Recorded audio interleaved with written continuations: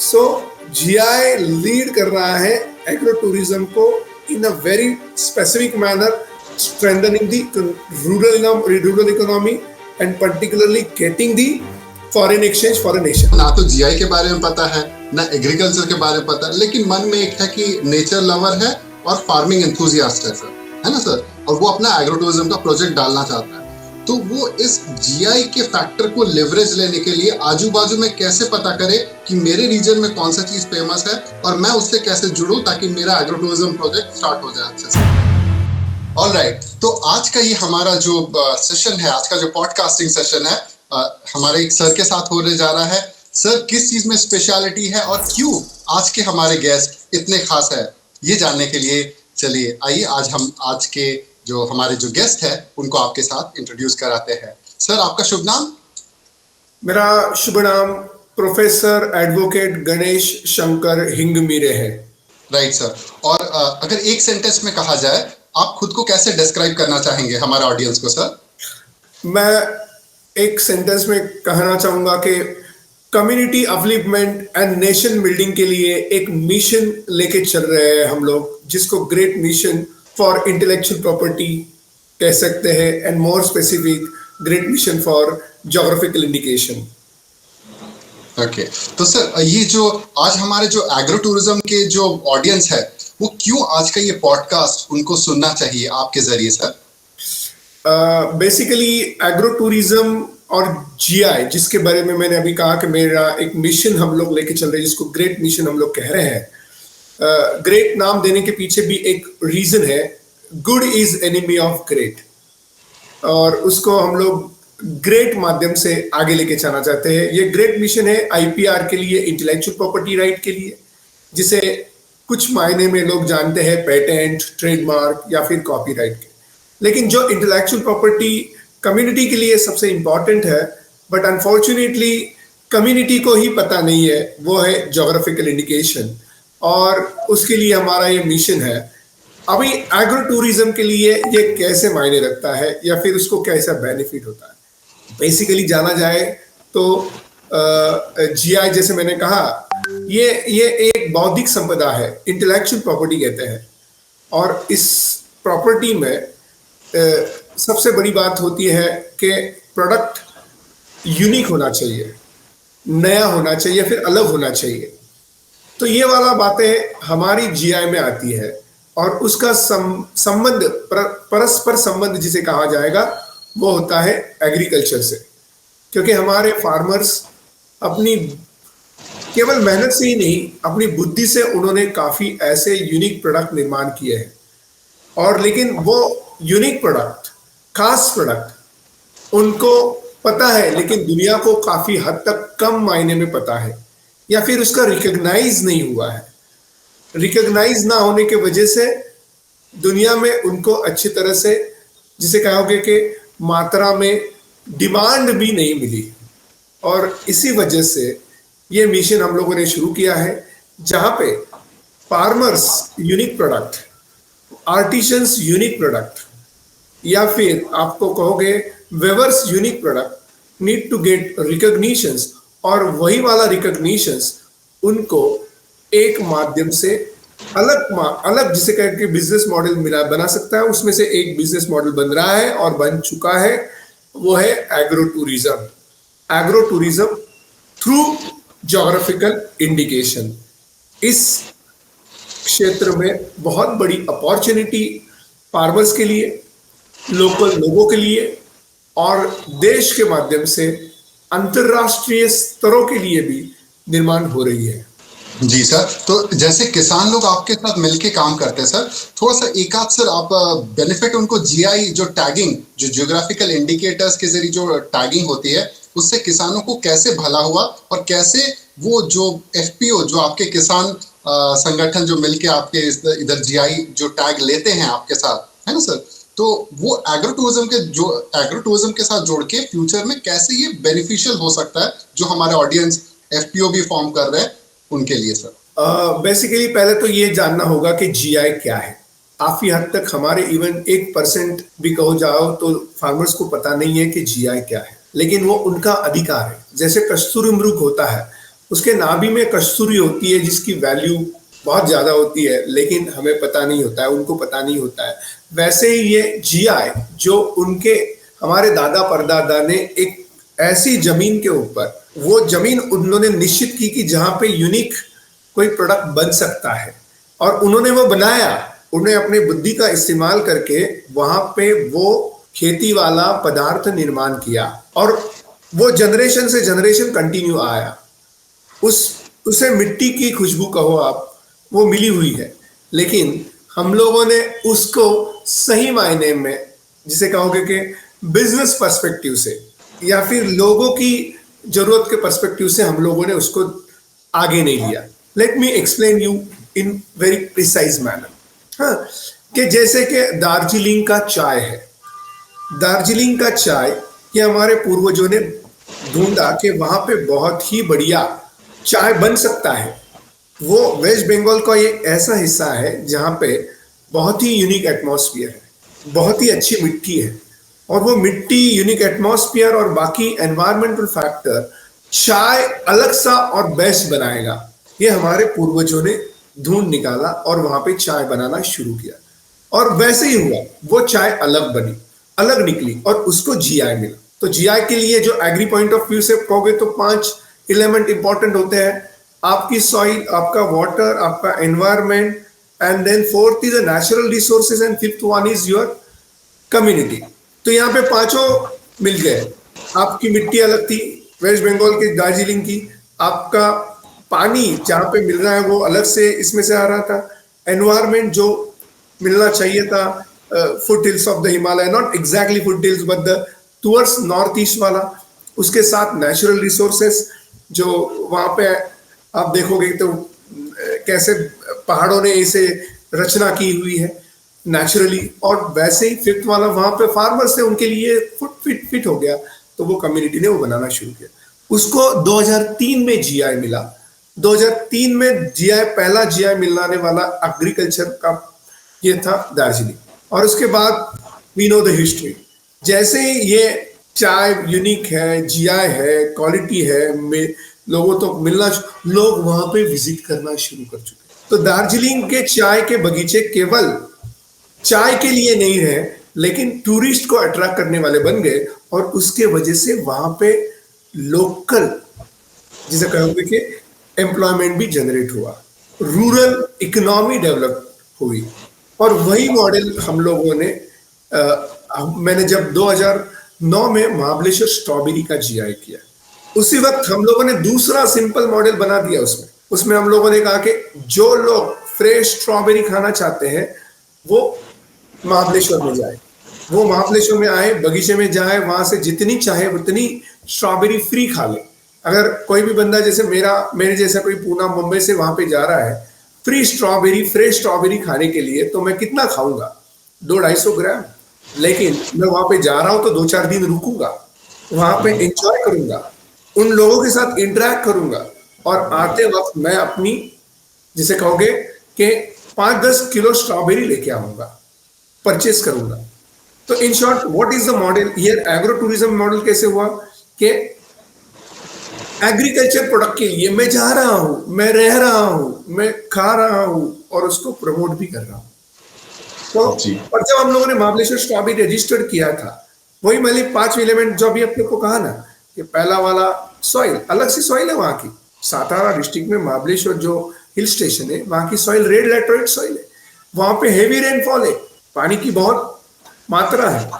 3rd environment, जैसे कहते हैं हिल स्टेशन होने की वजह से ठंड हवा मान दे सकोगे तो वो है। 4था नेचुरल रिसोर्सेस, काफी वैनना से लेके काफी रिवर्स का उगम वहां पे है।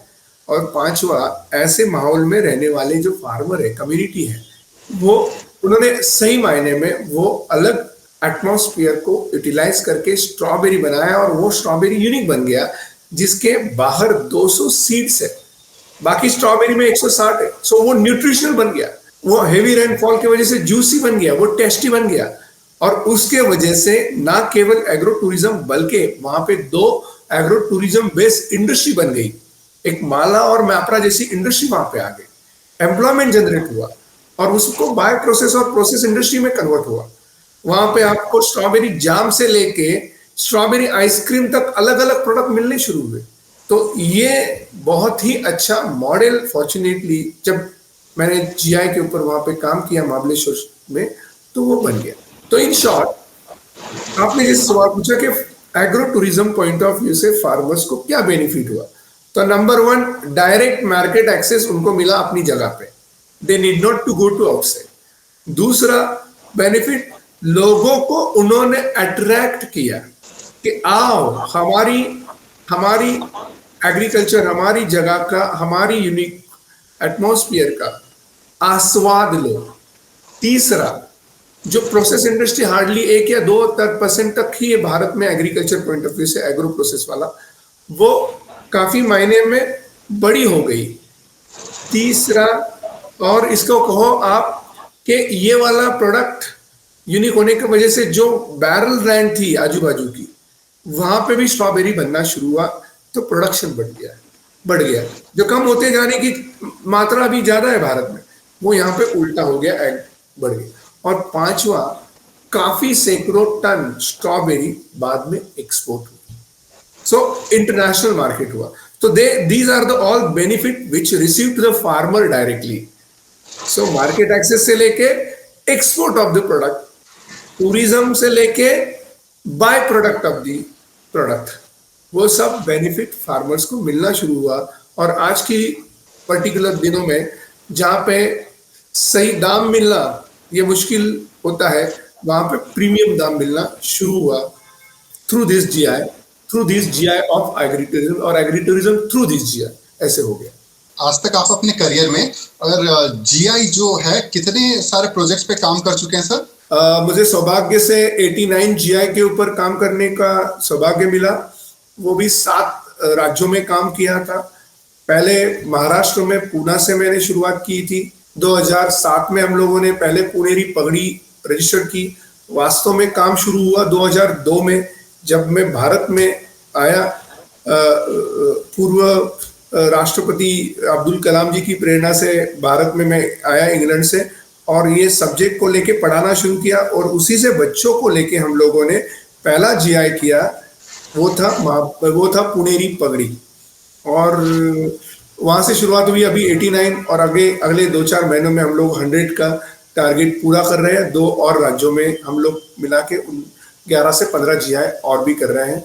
और ये पूना की जर्नी शुरू हुई थी नॉर्थ ईस्ट में, आसाम की बॉर्डर हो गए आप बोडोलैंड तक पहुंच गई, कश्मीर की बॉर्डर आप डोडा कहो वहां तक पहुंच गई, छंग जिसे कहेंगे हम लोगों ने जीआई किया था वो लद्दाख की बॉर्डर है, वहां तक पहुंच गई है। तो इन शॉर्ट पूना से शुरुआत हुई थी ये जर्नी जीआई की, अभी भारत की सीमाओं तक हम लोग ऊपर वाले की दुआ से पहुंच गए हैं। ओके, तो सर अगर एग्रो टूरिज्म के हिसाब से कहा जाए, आपके नजर में जो जीआई टैगिंग जो आपने ऑलरेडी दिलाया है, मान लीजिए आपके पास 89 पोर्टफोलियो है ना सर, अलग अलग जीआई, तो आपके हिसाब से एग्रो टूरिज्म के थीम को ध्यान में रखते हुए टॉप 5 आपके बेस्ट हैंडपिक्ड मतलब थीम कौन कौन से होंगे या क्रॉप कौन कौन से होंगे जिसको आप एग्रो टूरिज्म के हिसाब से रिकमेंड करना चाहोगे सर?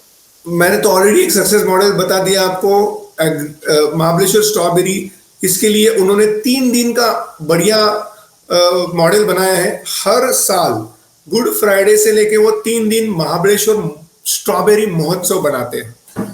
वो महोत्सव में काफी लोग वहां पे आते हैं, तो वो बेस्ट मॉडल बन चुका है, और भी उसको बड़ा बना सकते हैं, इंटरनेशनल लेवल के ऊपर बना सकते हैं, जैसे सुला वाइन वालों ने किया था नासिक में after the GI of the grape. और वो तो दूसरा मैं बताना चाहूंगा कि महाराष्ट्र में ही है घोलवड, जो डहाणू घोलवड चीकू किया था, वहां पे चीकू वाड़िया बन चुकी है, और वहां पे भी काफी हद तक एग्रो टूरिज्म बढ़ते जा रहा है।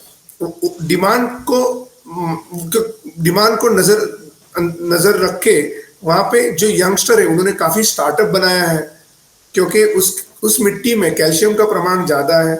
वहां का जो चीकू है जो सबसे पहले भारत में लगाया गया था, वहां से लगाया गया था, और आज भी वो ओरिजिनल क्वालिटी इंटैक्ट है। वहां पे चीकूवाड़ी बनने के बाद वो स्कूल के बच्चों से लेके काफी लोगों तक इनवाइट करते कि आओ हमारी चीकूवाड़ी में एंजॉय करो। लोग बस से लेके जाते हैं, वहां पे रुकते हैं और उनकी डिमांड को ध्यान में रखते वहां पे चीकू पाउडर बनना शुरू हुआ है, चीकू चिप्स बनना शुरू हुआ है। एक जेंटल लेडी ने चीकू पार्लर बनाया है और कुछ लोगों ने उसके बाद चीकू वाइन भी बनाया है।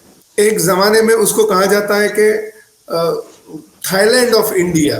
तो वहां पे इतनी लोग केवल टूरिस्ट आते थे। आज भी मतलब ऐसे कहा जाता था कि भारत में सबसे ज्यादा एक जमाने में मर्सिडीज खरीदने वाला प्रभात था तो वो डहाणू बोलवड था, लेकिन बाद में डाउन हो गया था। लेकिन हम लोगों ने वापस उसको जीआई करने के बाद अभी वापस काफी सेलिब्रिटीज वहां पे अपनी जगह ले रहे हैं। कोई क्रिकेटर है, कोई बॉलीवुड वाले हैं, और now it is again got a recognitions because of the GI, and now this chiku is also exported to the many countries.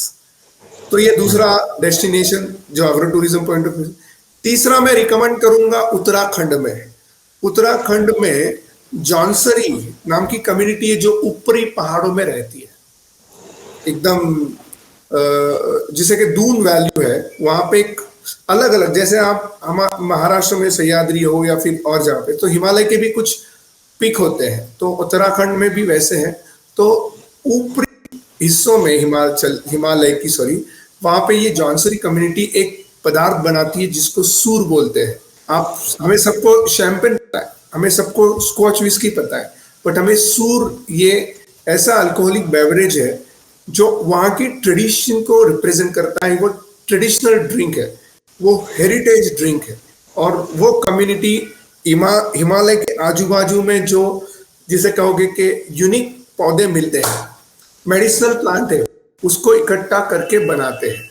और वो वाला प्रोडक्ट जब बनता है सूर, तो बच्चों को, छोटे बच्चे को जन्म से कुछ दिनों के बाद ही माँ के दूध के साथ सूर को, क्योंकि एडवर्स सिचुएशन वहां पे रहती है और उसमें आपको अपने आप को बनाना होता है। तो वहां पे अभी होम स्टे शुरू हो गया है और वो लोग कहते हैं कि welcome to Uttarakhand, welcome to Doon valley, welcome to Jaunsari community and have taste of our heritage drink. So ये तीसरा वाला है। चौथा वाला छंग है जो लद्दाख में है, उसी महीने में, उसी माध्यम से, उसी केस में से किया जा रहा है। पांचवा वाला आप महुआ पार्क ये टूरिज्म डेस्टिनी बनाने का प्रयास पूरा शुरू हो चुका है। वो है नंदुरबार में। Nandurbar is sharing a border with Gujarat and Maharashtra में है।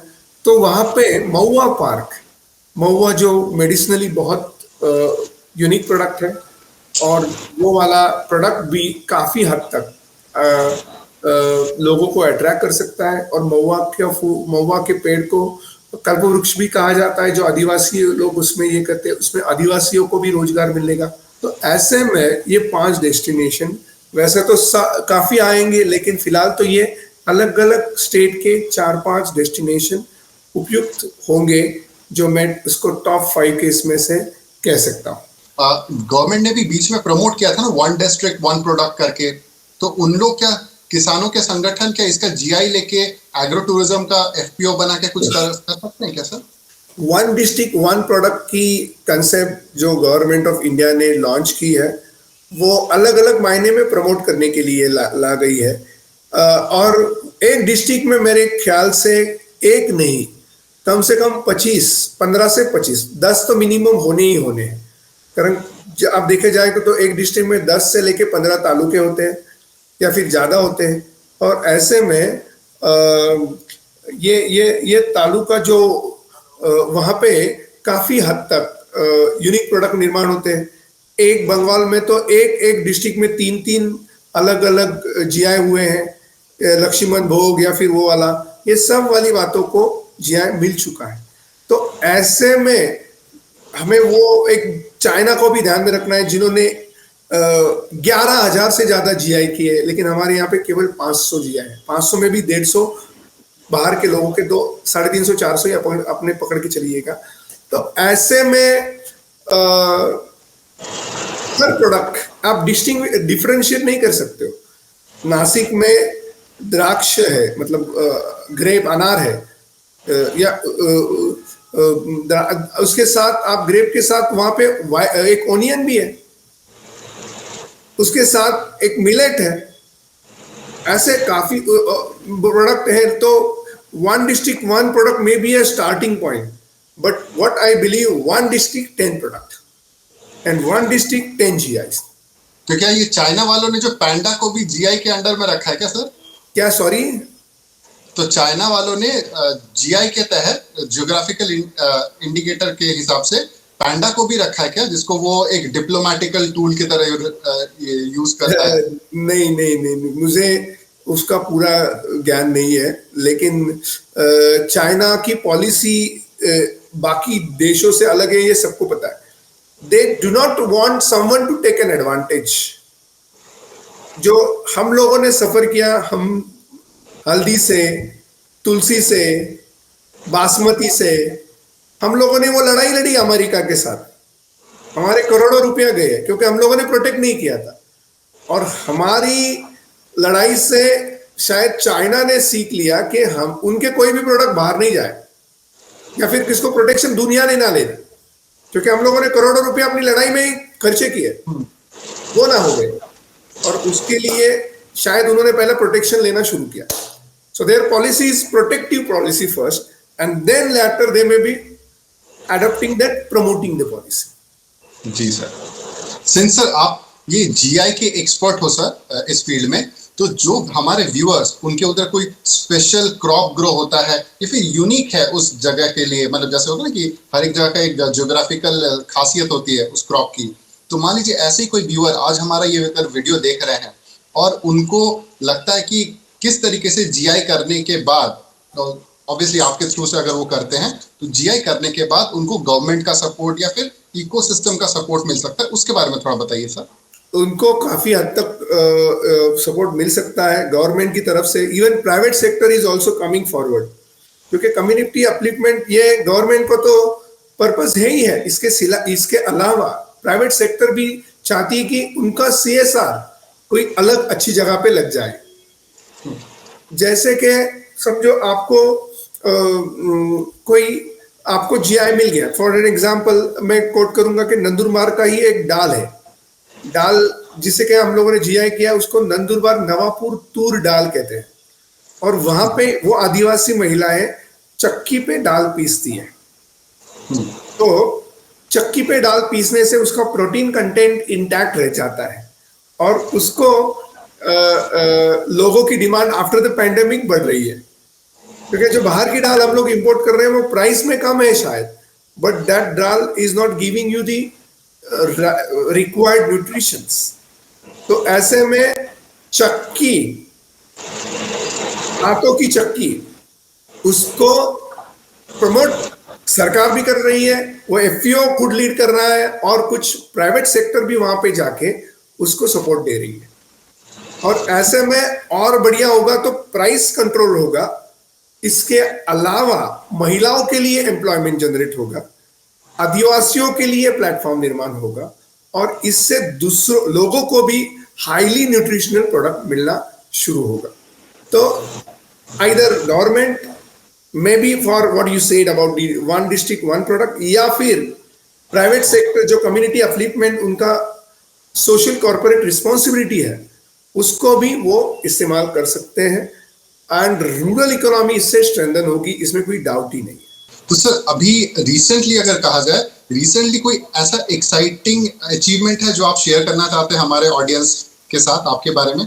बहुत वास्तव में एक्साइटिंग अचीवमेंट है रिसेंट, तो अभी चल ही रहा है। हम लोगों ने 75 साल जो हुए भारत की स्वतंत्रता को, उस वक्त हम लोगों ने अपना संकल्प छोड़ा था कि उस दिन हम लोग अपना 75 जीआई का टारगेट पूरा करेंगे। So think globally, act individually. Globally सोचो और इंडिविजुअल स्तर के ऊपर क्या कर सकते हो, ये हम लोगों का पर्टिकुलरली मैंने एक ख्वाब रखा था, और वो पूरा हुआ उस वक्त। और इसका काफी हद तक जिसे कहोगे तो अचीवमेंट था। मुझे इंकरेज मिला था अब्दुल कलाम सर जी के पास 2002 में, इसी वजह से मैं भारत आया था, और इसी में जुड़ गए थे। और जुड़ने के बाद ये अचीवमेंट जब हुआ, ये कंप्लीशन जब हुआ, तो बहुत अच्छा लगा। द मोस्ट रीसेंट अचीवमेंट मैं इसमें कहूंगा कि 1 दिसंबर 2023 को हमारे 13 आदिवासियों के 13 प्रोडक्ट बोडोलैंड के, ये आदिवासियों के प्रोडक्ट है, वो पूरे के पूरे एक्सेप्ट हुए और अगले 2 दिन में बाकी 8 भी हो गए।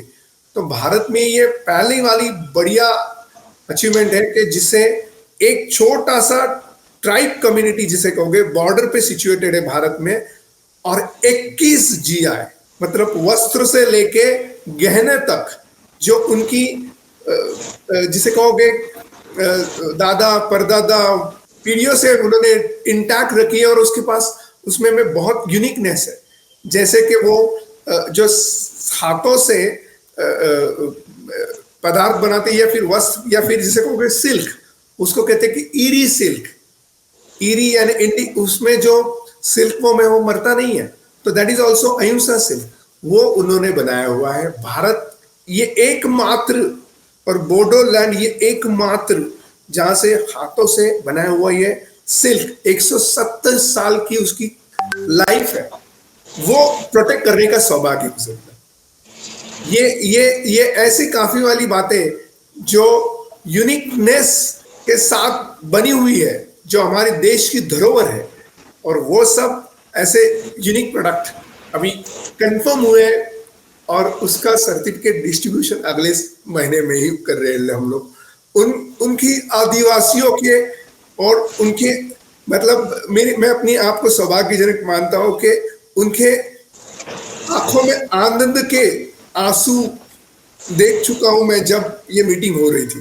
दे are so excited and they are so happy कि उनकी हेरिटेज को रिकॉग्निशन मिला है जीआई के माध्यम से। ये बढ़िया सा एग्रो टूरिज्म का ब्रिज जीआई के माध्यम से बन जाएगा। सर बहुत सारे हमारे व्यूअर्स के ये भी क्वेश्चन आ सकता है कि ये जीआई तो हम लोग बातचीत कर रहे हैं, लेकिन ये जीआई को एप्लीकेशन डालने में या फिर उस पूरे एंटायर प्रोसेस में क्या तरीका है सर? तो थोड़ा सा मोटा मोटा ओवरव्यू बता दीजिए सर।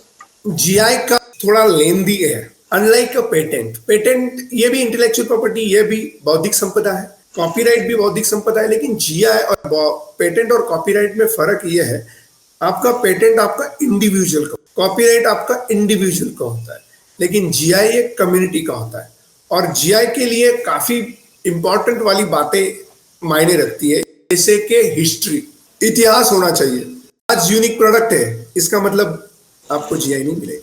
आपका यूनिक प्रोडक्ट सदियों है, आपकी दादा परदादा पीढ़ियों से आपने उसको बना के रखा है, तो इसके साथ हिस्ट्री है। दूसरा, इसके साथ शास्त्र साइंस जुड़ा हुआ है। मैं कह रहा हूं कि ये ईरी सिल्क अगर यूनिक है, इसकी लाइफ 160 प्लस ईयर है, उसको क्या खासियत है, और वो वाली बातें आपको दिखानी जरूरी है साइंस के माध्यम से, लाइफ कैसे उसकी है। तो दैट इज वेरी इंपॉर्टेंट। सो ये साइंस है, हिस्ट्री साइंस एंड ज्योग्राफी, ये वहीं पे बनती है। उस मिट्टी ने उसको खुशबू दी है और वो सुगंधमय बनाने का काम जीआई कर रही है। In short, you have to have a field work, आपको वहां पे जाके फील्ड वर्क करना पड़ेगा। अनफॉर्चुनेटली काफी हद तक हमारे पास रिकॉर्ड नहीं होते हैं, वो रिकॉर्ड बनाने पड़ेंगे। मैंने एक का काम किया है लातूर डिस्ट्रिक्ट में, एक छोटे से गांव का, उस गांव का नाम है पान चिंचोली। जब हम लोग वर्क कर रहे थे तो रिकॉर्ड ही नहीं मिल रहे थे। तो वैसे मतलब पेड़ कितने साल पुराना है, 300 साल पुराना पेड़, आप बट क्या रिकॉर्ड है। तो फिर गवर्नमेंट ने जीआर निकाला कि उसकी साइज, उसकी हाइट, और वो तो वहां पे साइंस ज्योग्राफी के साथ रिकॉर्ड बनाने के लिए उपयुक्त पड़ता है। तो field work, research work, drafting work, collection, ये सभी वाली बातों को लेके आपका एप्लीकेशन बनता है, वो वेरिफिकेशन होता है, और उसके बाद सेंट्रल गवर्नमेंट जीआई ग्रांट करता है। जीआई का जो कानून 3 में पहला हुआ, लेकिन 2001 में पहला मतलब जिसे कानून आ गया ऐसे कहोगे, तो वो हम लोगों ने WTO के माध्यम से ले लिया था। WTO वर्ल्ड ट्रेड ऑर्गेनाइजेशन, जागतिक व्यापार संगठन कहते हैं, उसमें से एक एग्रीमेंट था। उस एग्रीमेंट को लेके हम लोगों ने जीआई का एक्ट लिया था। इसीलिए जीआई की वैल्यू केवल आपके गांव या फिर कि आपके राज्य या फिर आप वो उसका कनेक्शन अंतरराष्ट्रीय है। एग्जाम्पल देके बताना चाहेंगे सर? बहुत सारा शैंपेन हमारे यहाँ पे आ गया है, वो फ्रांस की एक छोटे गांव का था। स्कॉच विस्की बाहर से यहाँ पे दार्जिलिंग यहाँ से 60 देशों में जा रहा है, वो because of the trips agreement जो WTO में है। और उसी के माध्यम से हमारे पास चॉकलेट आते हैं, स्विस चॉकलेट्स, उसका भी रीजन क्या है? और वही वाली बातों को हमें ध्यान में रखना चाहिए। करने में कितना समय लग जाता है? अप्लाई किया और अप्लाई करने के बाद मिल गया GI, कितना समय लग जाता है? 1.5 से 2 साल मिनिमम पकड़ के चलिएगा आज की तारीख में। लेकिन अगर आपके एविडेंस स्ट्रांग है, आपकी संख्या अच्छी है, it depends on n number of factors.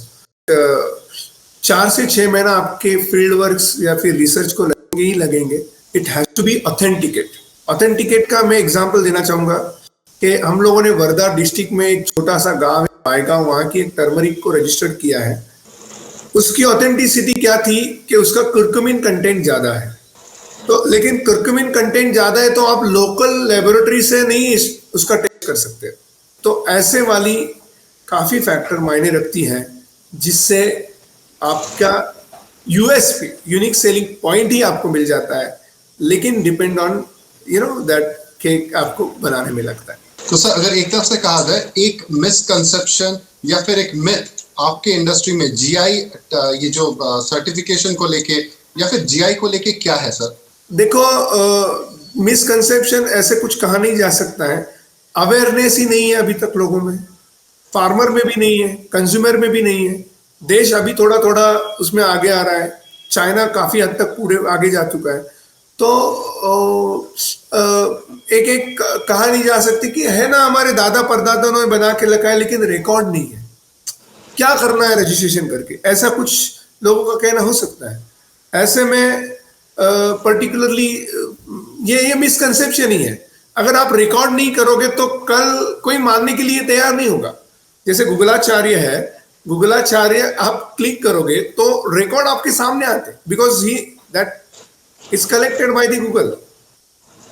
हाँ, अगर एक एग्जांपल देना चाहेंगे तो सबको बताया है कि पुष्पक विमान का इस्तेमाल रामायण में हुआ था, उसका रिकॉर्ड रेफरेंस है। लेकिन बाद में बनाया किसने, आइडिया किसकी थी, ओरिजिनलिटी किसकी, ये अगर सामने आता है और सर्च होता है तो राइट बंधु, तो आप फेल हो गए। हम लोगों ने पेटेंट के ऊपर काम किया था। एक था चपाती मेकिंग मशीन, लॉन्च कर रहे थे सिंगापुर वाले। तो हम लोग सर्च कर रहे थे कि किसने पहले, हमारे पास तो हमारी माँ, हमारी दादा, नाना नानी परियों से चपाती बनाना it's like a inherited tradition. लेकिन जब हम लोगों ने ढूंढा तो 1942-43 के बीच में एक अंग्रेज के नाम पे चपाती मेकिंग का पेटेंट निकला। मतलब हमारी महिलाएं वो कॉपी कर रही है? नहीं, हम लोगों ने रिकॉर्ड ही नहीं मेंटेन किया। तो मिसकंसेप्शन क्यों, रिकॉर्ड वाला ये कंसेप्शन है ना, वो हटाना चाहिए ताकि कल आपके बच्चे जब सर्च करेंगे तो आपका प्रोडक्ट आप ही का है ये पहले पता चलेगा। दूसरा, अगर आप रिकॉर्ड में लाते ओरिजिनलिटी, तो वो ओरिजिनलिटी के लिए लोग ट्रेस करेंगे और उसके लिए 2 पैसा देंगे। तो मिसकंसेप्शन क्यों रिकॉर्ड में लाना है, तो रिकॉर्ड में इसीलिए लाना है ताकि हमारी नेक्स्ट जनरेशन को पता चले। रिकॉर्ड में इसलिए लाना है, दूसरा वाला रीजन है कि डुप्लीकेसी बढ़ रही है। पैटर्नी साड़ी हो या बनारसी साड़ी हो, ऐसे कहा जाता है कि 70% से भी ज्यादा पैटर्नी या फिर बनारसी डुप्लीकेट आ रही है। तो क्या आप डुप्लीकेट प्रोडक्ट पहनना चाहोगे? अगर पहना है, परचेस किया, तो आपके उसके ऊपर अधिकार नहीं है। आपका जो बना रहा है व्यूअर्स, उसका भी अधिकार है। जो स्ट्रॉबेरी बना रहा है या फिर आपकी दाल बना रहा है या फिर आपका चीकू बना रहा है, जो ओरिजिनल है उसका ही ओरिजिनल को उसको प्राइस मिलना उसका अधिकार है। डुप्लीकेट नहीं चाहिए। अगर मैं उल्टा सवाल आपको पूछूं कि मैं आपको पूना में बन रहा है एक क्रिकेट, उसकी क्रिकेट बॉल नाम की एक वैरायटी है चीकू की, मैं आपको दे रहा हूं, कह रहा हूं कि ये ढानू का गोलवड़ का चीकू है, ये ओरिजिनल है और ये जिसे कहोगे कि कैल्शियम ज्यादा है, वास्तव में वो पूना का है। मैंने आपको दिया और आपने ले लिया। तो इससे नुकसान किसका है? कंज्यूमर का नुकसान है, आपका नुकसान है, ओरिजिनल नहीं मिला है। फार्मर्स का नुकसान है, जो जेन्युइन फार्मर है, जो उस जगह से जुड़े हुए हैं। मैं अगर इसमें जीआई नहीं है तो दोनों को भी नुकसान है, लेकिन इसमें जिया है तो दोनों को भी फायदा है। जो फार्मर है वो कहेगा कोई मेरे नाम का, मेरे प्रोडक्ट का गलत इस्तेमाल नहीं करेगा, और जो कंज्यूमर है वो कहेगा मुझे जेन्युइन ओरिजिनल प्रोडक्ट चाहिए, ये मेरा राइट है, ये मेरा फंडामेंटल राइट है। जी। So, तो सर अभी जी जी इन शॉर्ट जीआईए अगेन दूसरा ब्रिज है जो कंज्यूमर और ओरिजिनल जेन्युइन फार्मर को जोड़ता है। सो ये मिसकंसेप्शन जो है कि रिकॉर्ड क्यों चाहिए, तो रिकॉर्ड दो चीजों के लिए, एक रिकॉर्ड के लिए रिकॉर्ड चाहिए जो जीआई के माध्यम से होगा, दूसरा जेन्युइनिटी के लिए रिकॉर्ड चाहिए जो जीआई के माध्यम से होगा। तो सर लोगों में अवेयरनेस बढ़े जीआई को लेके, जीआई टैगिंग को लेके, है ना, ताकि वो अपने लोकल में जो सबसे उनका जो इनहेरिटेंस है, जो क्रॉप हो गया या फिर कोई स्पेशलाइज चीज है जिसको मे बी वो एग्रो टूरिज्म में भी इस्तेमाल कर सकते हैं, तो इसके अवेयरनेस के लिए फिलहाल अभी आप लोग क्या इनिशिएटिव ले रहे हैं सर? वैसे तो मैंने अपना वेबसाइट एक यूट्यूब चैनल बना रखा है, उसमें से हम लोग लोगों तो सक्सेस स्टोरी बता रहे हैं कि ये स्ट्रॉबेरी, ये चीकू, ये डाल, ये केली, बनाना, इसको जीआई मिला, इसको क्या फायदा हुआ, वो मराठी और इंग्लिश दोनों में, मतलब लोकल लैंग्वेज में। दूसरा मैंने उसके ऊपर बुक लिखी है ताकि लोगों तो वो राइटिंग के माध्यम से पूछी जाए। तीसरा मैं इसके ऊपर सैकड़ों आर्टिकल लिख रहा हूँ। चौथा मैंने आज तक 1200 लेक्चर पूरी भारत में 29 राज्यों में ले लिए हैं।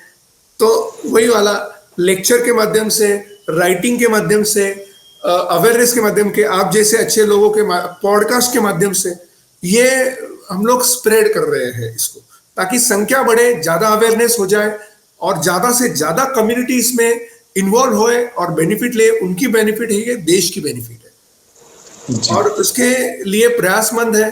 अपार्ट फ्रॉम यूट्यूब, मतलब आप गूगल में भी जाओगे तो गणेश इंगमिरे, GANESH, गणेश HINGMIRE, ये यूट्यूब में डालोगे तो आपको काफी 89 वीडियोस है, जिसमें अंग्रेजी की मेरी IIT की लेक्चर भी है, से लेके इसका बेनिफिट वाली बातें भी है। इसके अलावा मतलब n number of things we are doing for last 22 years, छोटी और कॉलेजेस में भी जाके हम लोग बच्चों को अवेयर कर रहे हैं, उनको पढ़ा रहे हैं। ये लॉ अनफॉर्चुनेटली नॉट मतलब कंपलसरी है, ऑप्शनल है, उसको भी पढ़ा रहे हैं। तो वो वाली बातें अलग अलग मायने में कर रहे हैं हम लोग। तो आप लोग की जो जीआई टैगिंग जो आप लोग करते हैं, इसके लिए जो परफेक्ट टाइप ऑफ जो ऑडियंस है, वो किस टाइप के ऑडियंस आपके इस जीआई टैगिंग के लिए ज्यादा राइट फिट है सर? इसको सब तरीके के, तो हर each and every person should be an audience for this individual. आपको ओरिजिनल चाहिए, जेन्युइन चाहिए, लेकिन आपको जेन्युइन ओरिजिनलिटी कैसे पता चली? वो जीआई के टैग से पता चल सकती है। जो फार्मर है, जो अपनी मेहनत से अच्छा पदार्थ बना रहा है, उसको अच्छा मार्केट चाहिए, वो हमारा ऑडियंस है। जो अंतरराष्ट्रीय स्तर के ऊपर जेन्युइन प्रोडक्ट लेना चाह रहा है, तो हमारी हाई प्रोटीन युक्त दाल है या फिर हाई कैल्शियम वाला चीकू है, वो ढूंढ रहा है, या फिर TSS जिसे कहेंगे कि स्वीटनेस वाला हमारा कस्टर्ड एप्पल है, उसके लिए दुनिया ढूंढ रही है, तो वो भी हमारा ऑडियंस बन सकता है। तो ऑडियंस इसके लिए सब स्तर का जरूरी है, चाहे वो कस्टमर हो, कंज्यूमर हो, चाहे वो फार्मर हो, कम्युनिटी हो, चाहे वो इंटरनेशनल जिसे कहेंगे कम्युनिटी हो, सबको ये उपयुक्त है सब्जेक्ट, और यही ऑडियंस बन सकते हैं। सर कभी कभी होता है ना सर, कभी कभी हमारे क्लाइंट्स ही हमारे सबसे बेस्ट गुरु होते हैं, है ना सर? तो आज तक का सबसे बेस्ट एडवाइस आपको क्या मिला सर अपने क्लाइंट से जीआई लेते वक्त? एडवाइस नहीं कह सकता हूँ, लेकिन रिस्पॉन्सिबिलिटी बढ़ गई थी अपनी क्लाइंट और इसके वजह से। जब मैं कोल्हापुर में काम कर रहा था एक राइस के लिए, जिस राइस का नाम है आजरा घनसाल, और मैं फील्ड वर्क में वो फार्मर के पास गया था, तो ये रिटायर्ड थे, लेकिन मतलब 65 ईयर के थे और अपनी खेत में काम कर रहे थे, हाथ मिट्टी में थे। और जैसे उन्होंने मुझे देखा और मैंने उनको कहा कि सर दादामी मैं यहाँ पे आपकी राइस को जीआई लेने के लिए काम करने के लिए आया हूँ, तो उनके आंखों में आंसू थे और उन्होंने जो शब्द बनाए मुझे मुझे वो देखने के बाद वो मेरे लिए रिस्पॉन्सिबिलिटी बढ़ाने वाले शब्द थे। उन्होंने कहा कि भगवान ने आपको देवदूत बना के हमारे पास भेजा है ताकि हमारा राइस रिकॉग्नाइज हो जाए और दुनिया में हम अपना यूनिक प्रोडक्ट बता दें। तो they I don't treat them as a client, I don't treat them as a my body concept, but I treat them as you know कि मेरे कम्युनिटी भाई को लोगों के लिए मैं क्या कर सकता। उन्होंने मुझे इनडायरेक्टली सिखाया कि professionally equipped and emotionally involve होके हमें अपने सर्विस सेक्टर में कैसे योगदान देना है। और सर ये आपका सबसे जो वर्स्ट एडवाइस किसने दिया था लाइफ का जीआई में? वर्स्ट एडवाइस मतलब कहोगे कि गांव में जाके क्या करोगे, गांव में जाके कुछ नहीं होगा। और उल्टा अभी मेरे जो 9 रिसेंटली जीआई मिले हैं वो सब के सब गांव के थे। तो आपको इंकरेजमेंट करने वाले फार्मर है और डिस्करेज करने वाले कुछ अर्बन एरिया में रहने वाले भी है। कुछ नहीं होगा जाके कुछ मत कर ऐसे वाले भी है। और ऐसे में उल्टा I must say thanks to them, because of them उनकी वजह से मैं और भी इंटेंसिवली काम कर चुका। और अरे यूनिकनेस क्या है मैं बता सकता हूँ। 30% पेड़ इमली के काट दिए गए थे लातूर जिला में एक छोटे से गांव में, और वही के इमली को हम लोगों ने अभी जीआई मिलाया।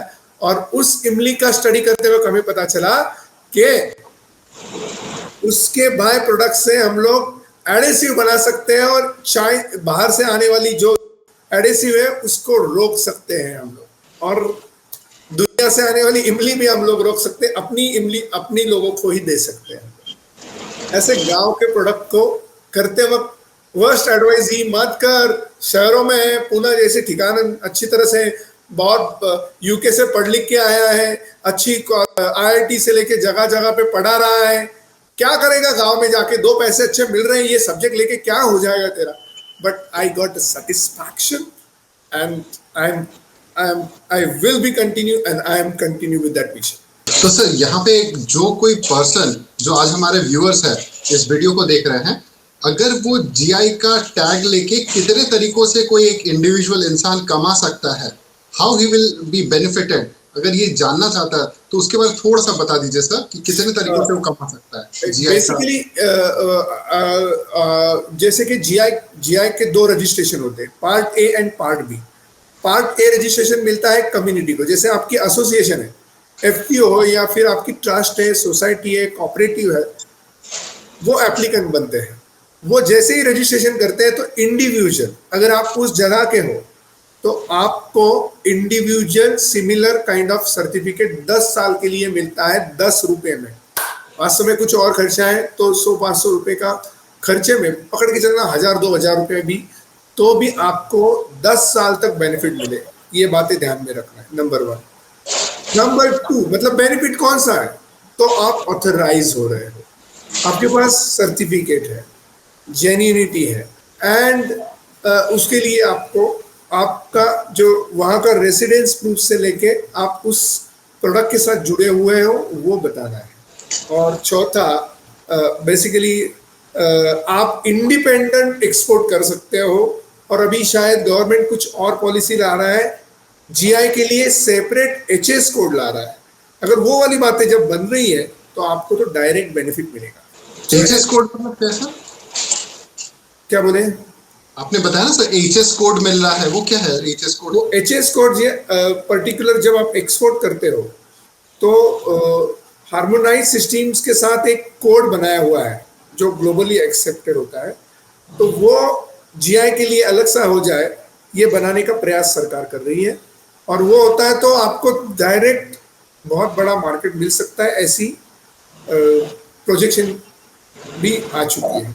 तो सर आपके अंदर में जितने लोगों ने भी आज तक जीआई करवाया है, उनका एक आध जो अमाउंट वाइज सक्सेस स्टोरी थोड़ा बता सकते हैं तो काफी इजी अच्छा होगा। काफी है। मंगलवाड़ा नाम की एक जगह है, मतलब फॉर्चुनेटली जो भी जीआई मेरे हुए सब 90% से भी ज़्यादा को लोगों को बेनिफिट हुआ है। पहले तो रिकग्निशन मिला है, दूसरा मार्केट एक्सेस मिला है, तीसरा प्रीमियम प्राइस मिला है, चौथा इंटरनेशनल मार्केट मिला है, और भी हो रहा है। जैसे कि मैं अभी एक एग्जांपल आपने पूछा था इसलिए कह रहा हूँ कि शोलापुर डिस्ट्रिक्ट में मंगलवेढ़ा नाम का एक तालुका है, वहाँ की ज्वार के लिए हम लोगों ने जीआई किया।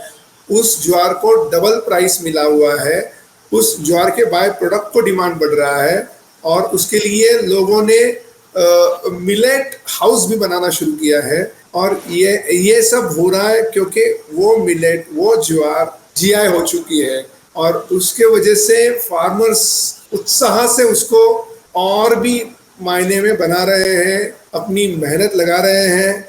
और वहाँ पे भी एग्रो टूरिज्म का मॉडल बन चुका है, वो है हुल्डा पार्टी।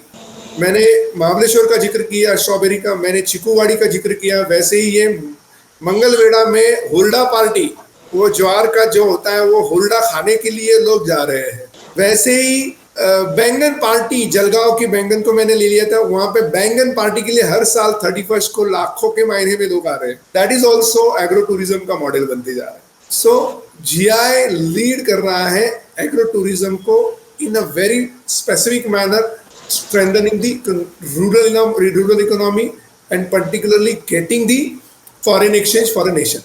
अब आखिरी सवाल की तरफ आते हैं सर। अब जो हमारे जो ऑडियंस है ना सर, जो अभी इस वीडियो को देख रहे हैं, आपको लगता है कि शायद से ये चीज लोगों को जीआई के बारे में पता होती तो और बेटर होता? जी सर, वो कौन सी चीजें हैं जो आप बताना चाहते हो लेकिन खुल के में भी आपसे छूट गई हुई, या फिर आपका तहे दिल का बात है जो आप डायरेक्टली हमारे व्यूअर्स को बताना चाहते हैं?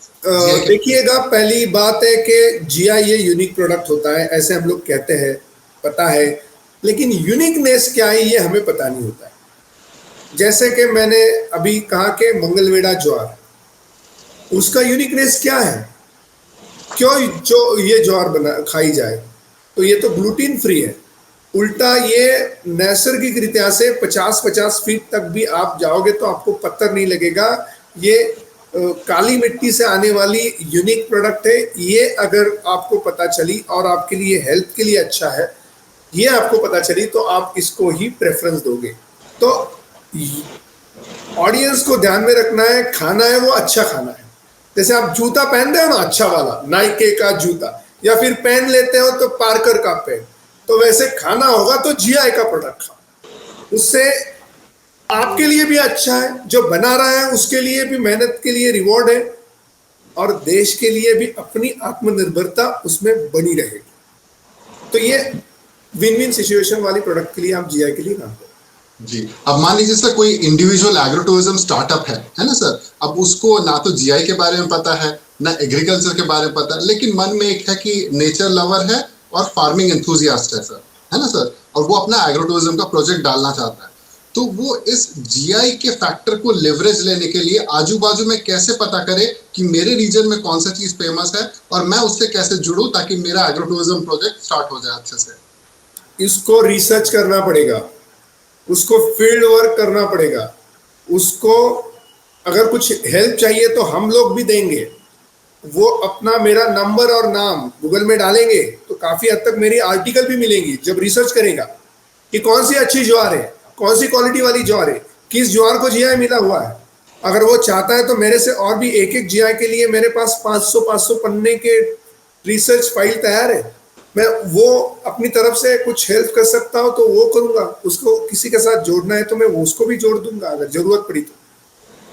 वो मेरा नंबर लेके रखे, मेरा नंबर आप भी दीजिएगा उनको, मेरा ईमेल आईडी दीजिएगा, मैं अभी भी बता सकता हूँ। मेरा नंबर 9823733121 है। रिपीट करता हूँ 9823733121। या फिर मेरा जीमेल आईडी जो ईमेल आईडी है वो है ganesh.hingmire@gmail.com। मैं वैसे घूमता रहता हूँ अलग अलग राज्यों में, बट बेस मेरा पूना है। यही एग्रीकल्चर जीआई को अलग मायने में रिप्रेजेंट करने अबू धाबी जा रहा हूँ, जो मिनिस्टरियल कॉन्फ्रेंस है। तो मैं रिक्वेस्ट करूंगा कि वहाँ पे भी WTO की वेबसाइट पे भी वो मेरा पोजीशन पे देखे जो इंडियन जीआई को लेके है। इंडियन जीआई भी वो क्लिक करेंगे तो भारत की जीआई कौन सी वो उनको मिलेगी, और वो अपनी तरफ ही केवल वो मैसेज या फिर इंफॉर्मेशन ना रखे, उन्होंने आजू बाजू उस इंफॉर्मेशन को स्प्रेड करना है। तो दिस मायने they can get an access. So research करना है, फील्ड वर्क करना है, मेरे जैसे काफी लोगों को जुड़ जाना है, आप जैसे लोगों के माध्यम से उन्होंने स्वीकार करना है information. Likewise a revolution will be continue. Right sir, इसका मतलब ये हो गया कि अगर डिस्पाइट आप अगर महाराष्ट्र में रहते हो या इंडिया के किसी भी भाग में रहते हो, और अगर आपको एज अ व्यूअर जानना है कि आपके लोकल एरिया में किस टाइप की जीआई की महत्वता है या फिर किसको जीआई मिल चुका है, चाहे आप खुद का इंडिविजुअल जीआई करना चाहते हो या फिर एग्जिस्टिंग जीआई से लिवरेज लेना चाहते हो, तो उसके लिए आप सर से जरूर कांटेक्ट कर सकते हैं और सर आपको उसके बारे में आपके एरिया में, चाहे आप मतलब इंडिया में कहीं पे भी बैठे हो, तो उसके आपके लोकल के एरिया में कौन सा जीआई चल रहा है तो उसके बारे में बताएंगे. तो चाहे अगर आप उस जीआई को लिवरेज लेके करना चाहे तो वो भी कर सकते हैं, या फिर अपना इंडिविजुअल जो जीआई अगर आपके पास अगर कोई यूनिक है तो उसके लिए सर से आप कांटेक्ट भी कर सकते हैं. सो थैंक यू सर, आपने हमारे को इतना समय दिया और रियली इतनी वैल्यूएबल इंफॉर्मेशन दी जो मुझे नहीं लगता कि इंडिया में ज्यादातर लोगों को पता है इस बारे में, और स्पेशली जो हमारे ऑडियंस जो एग्रो टूरिज्म को लेके आगे बढ़ना चाहते हैं, नए नए थीम कॉन्सेप्ट और आइडिया को लेके आगे बढ़ना चाहते हैं, लेकिन उनके पास नया थीम कॉन्सेप्ट आइडिया को लेके जीआई को लेके कुछ आइडिया नहीं है, तो उनके लिए ये बहुत ही इंस्पिरेशनल आज का सेशन हो जाएगा. तो आज आने के लिए सर इस पॉडकास्ट में आपका बहुत बहुत धन्यवाद sir, and we wish you best of luck sir. Thank you very much.